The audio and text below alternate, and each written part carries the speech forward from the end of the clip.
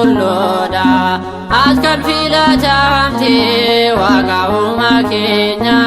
yoo amne maqaa kee kan qabnu nageenya yoo amne maqaa kee kan qabnu nageenya fidane mirati kakuu araaraadha badhaasa jireenya toofa qulqulloodha askan filatamte waaqa uumaa keenya yoo amne maqaa kee kan qabnu nageenya yoo amne maqaa kee kan qabnu nageenya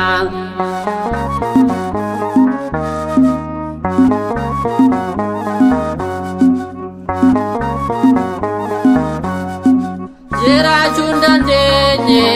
waan gaarii hojjete hojii biyya lafaa hundumaa mo'adhe namilla dadaa koo garaa koo ilaali akkasin dagaanne ati na ilaali akkasin dagaanne ati na ilaali fidane mirati kakuu araaraadha badhaasa jireenya toofa qulqulloodha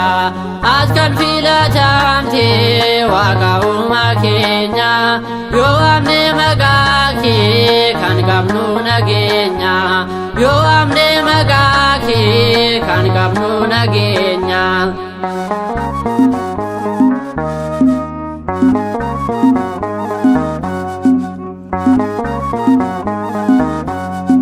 na irraanfatani abbaa fi haati koo sida kadhaa koo daawwan jireenyaa koo yeroo na marsanii hundinuu dinni koo ansichaanii maddaa ijiti keessaa koo ansichaanii maddaa ijiti keessaa koo fidane mirati kakuu araaraadha badhaasa jireenya toofa qulqulloodha askan filatamte waaqa uumaa keenya yoo amne maqaa kee kan qabnu nageenya yoo amne maqaa kee kan qabnu nageenya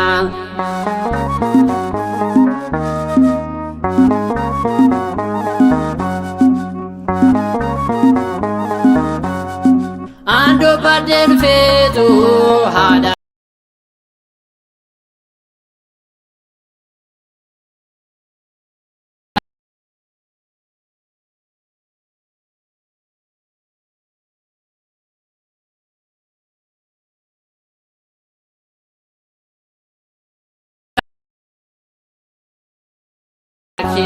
fidane mirati kakuu araaraadha badhaasa jireenya toofa qulqulloodha askan filatamte waaqa uumaa keenya yoo amne maqaa kee kan qabnu nageenya yoo amne maqaa kee kan qabnu nageenya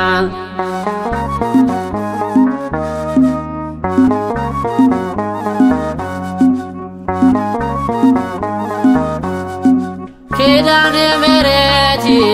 naafina dhabbatti fayyina argatte harka ishee keessaatti daandii jireenyaati ce'umsa nuuf taate